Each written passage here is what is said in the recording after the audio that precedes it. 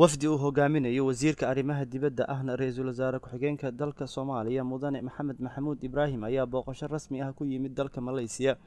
wafdiga uu hogaaminayo wasiirka ayaa waxaa ka mid ah xubno ay ka mid yihiin wasiir ku-xigeenka wasaaradda kalluumaysiga iyo kheyraadka badda Mudane Axmed Xasan. wafdigan ayaa waxa ay kulamo la qaateen ra'iisul wasaaraha iyo ra'iisul wasaare ku-xigeenka dalka Malaysia.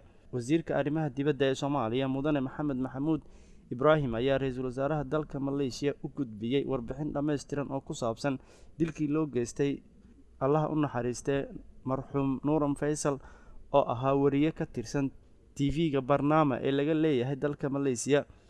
wariyahani ayaa lagu dilay magaalada Muqdisho 2 bishii 9 kadib markii ciidamada AMISOM ee ku sugan magaalada Muqdisho ay ku fureen rasaas gaarigii uu saarnaa. sidoo kale wasiirka ayaa shacabka iyo dawladda Malaysia ooga tacsiyay dilka loo geystay wariyaha la socday ururka Putrawan Malaysia ee dalka Soomaaliya sidii ay u caawin lahaayeen dadka Soomaaliyeed ee abaaraha ay ku socdaan. wasiirka ayaa saxaafadda uga warbixiyay socdaalka safarkiisa wuxuuna yiri safarkeen ujeedadiisa waxa ahayd inaan dawladda Malaysia uga tacsadeyno geeridii nasiib darrada ahayd ee uu ku dhintay ninkii wariyaha ahaa ee u shaqeynaya telefishinka reer Malaysia ee la socday qoladii mucaawanada noo siday Putra taasoo nasiib darro ayaa maalintii ugu dambeysay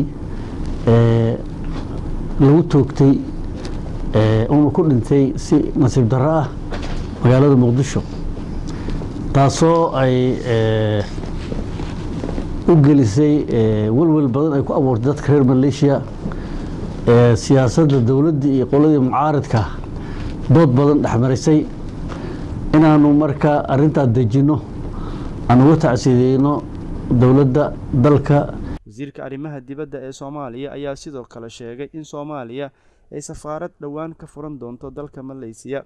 safiir ayaa loo soo magacaabay meeshan safiirkaasi hadda ma joogo magaalada wuxuu ku maqan yahay Australia laakiin uu imaan doona the next 2 months labada bilood soo socda ay howshiisa bilaaban doontaa.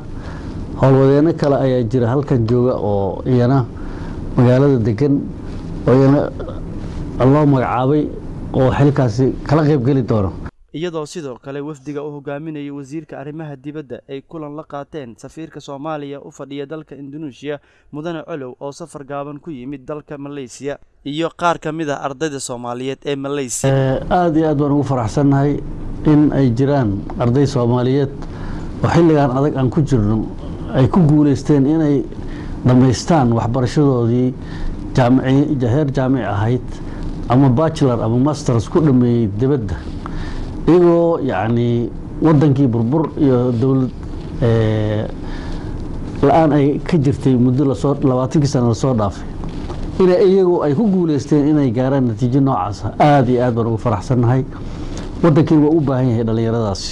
wafdigani ayaa intii ay ku sugnaayeen dalka Malaysia waxa ay inta badan kulamada ay la qaateen shacabka Soomaaliyeed iyo madaxda dalka Malaysia kula qaateen hotelkan Grand Doset Soban Hotel ee ku yaala caasimadda dalka Malaysia ee Kuala Lumpur. Ibrahim Daud, Royal TV, Malaysia.